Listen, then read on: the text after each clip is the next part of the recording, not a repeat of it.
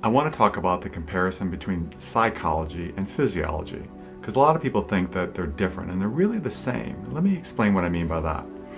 When there is a physical cut, if there's a wound, if I get a cut on my arm and it gets infected, and if I, instead of healing it, I just choose to cover it up and not feel it, it will not go away. It will get infected and ultimately it will turn to gangrene and it will kill me. And emotions really work the same way.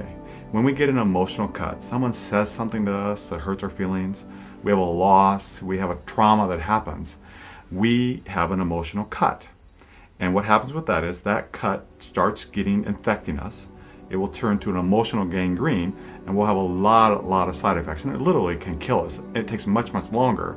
But heart disease is contributed by stress, and stress is caused by emotional repression. When you repress emotions, they cause stress in your body and they affect you and they cause pain, and it gets worse and worse and worse. So what happens is, when there is an emotional wound, what we try to do is often, if we're not dealing with it healthy, through expressing it, and expression of it is anger work, and that's what this book is about. Anger work is a way of healing emotions, because if you don't heal them, they really create havoc in your life. So as a way of illustrating this, I want to show you a clip, and I'll describe it as it's going on, of what happens when you don't heal from emotional wounds.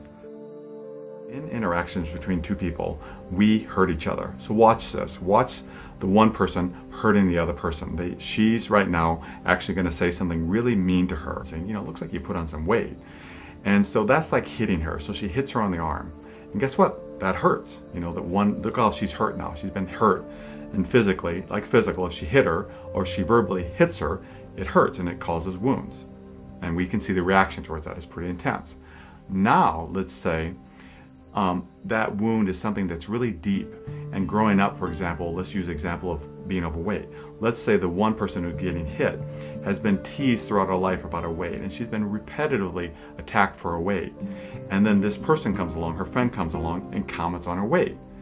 What is the similarity is, it's like being hit at the exact same spot, except now instead of being hit on that spot where there's just one where it's healed and cleansed, it's being hit where there's a deep wound. And watch when she hits her. She's making a comment about her weight, which is a metaphor of her hitting her. Watch when she hits her. Watch her reaction. It's way more intense. So that's what happens in interactions. When people hurt each other, if there's a wound there that hasn't been cleansed, that wound hurts much more.